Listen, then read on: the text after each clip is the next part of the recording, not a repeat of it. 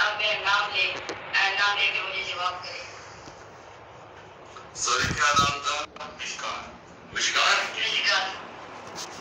کدھر سے آپ ہیں کدھر سے؟ میں امریکہ سے ہوں. نہیں پاکستان میں کدھر سے ہیں؟ پشاور سے. اچھا دیکھیں یہ جو خوف ہے نا یہ ایک نیچرل چیز ہے. یہ نہیں کہ ہمارے میں خوف نہیں ہوتا. خوف کو قابو پانا ضروری ہوتا ہے. خوف کے سامنے آپ کو سر نہیں جھکانا ہوتا. خوف کو فائٹ کرنا ہوتا ہے. میں صرف آپ کو یہ سمجھا رہا ہوں کہ یہ خوف تو ایک نیچرل چیز ہے. اللہ ہمارے میں پیدا کرتا ہے. یہ ہمیں کئی چیزوں سے بچاتا ہے. یعنی بچوں میں آگ کا خوف ہوتا ہے کہ جلنا چاہیے. تو یہ تو نیچرل چیز ہے. اللہ نے ہمیں بچانے کے لیے رکھی. لیکن اس کے اوپر قابو پانا اصل میں چیز ہوتا ہے. تو اس کے اوپر میری جو ساری زندگی کی تجربہ ہے وہ اصل میں ایمان ایک چیز ہے جو آپ کے خوف دور کرتا ہے. کیونکہ جب آپ کے اوپر آپ اللہ پہ چیزیں چھوڑ دیتے ہیں اس کے بعد آپ اپنے خوف کے اوپر قابو پانا شروع ہو جاتے ہیں. دیکھیں میں لوگوں کو آپ سب سن رہے ہیں, یوتھ ہے, نوجوان ہے, میں بار بار ایک چیز بتاتا ہوں کہ آپ کی بہتری کے لیے کہ دنیا کی تاریخ کا سب سے بڑا انقلاب آیا تھا.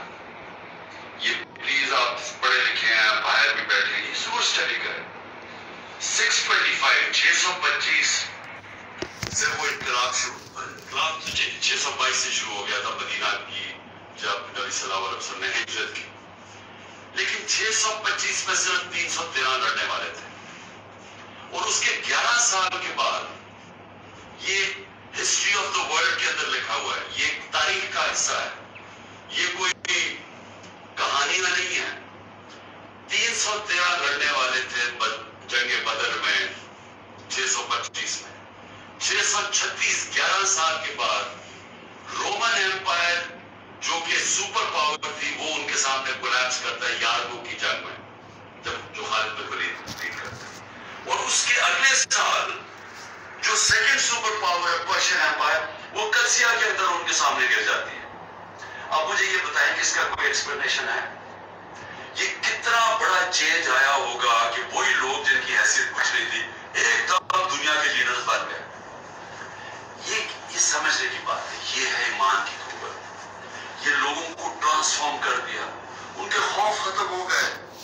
وہ جو اقبال کا شاہین کی پرواز ہوتی اوپر ہے جب وہ خوف کی زنجیریں توڑ دیتا ہے, لالچ کی زنجیریں توڑ دیتا ہے, جو میں بہت بڑا بولتا ہے ایگو کا اس کی زنجیر توڑ دیتا ہے, انسان آزاد ہو جاتا ہے.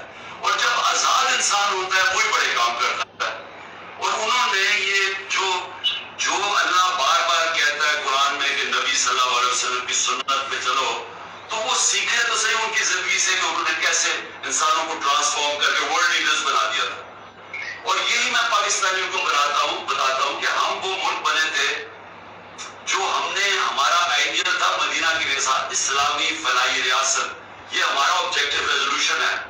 یہ ہمارا جو ہمارے فاؤنڈنگ فادرز نے پاکستان کا مقصد بنایا تھا کہ ہم کیوں بنے.